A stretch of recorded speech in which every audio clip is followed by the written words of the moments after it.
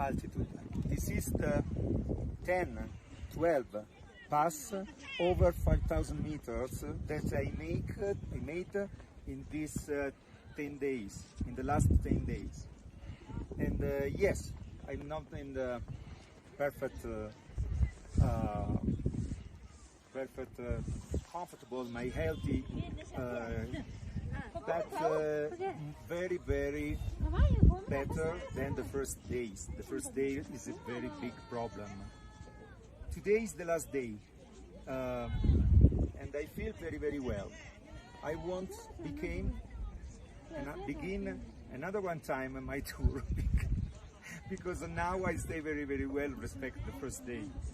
So it's beautiful experience. The Tibet is wonderful, wonderful people, peaceful people, and wonderful landscape. And nothing. I hope to come back in a day in the future.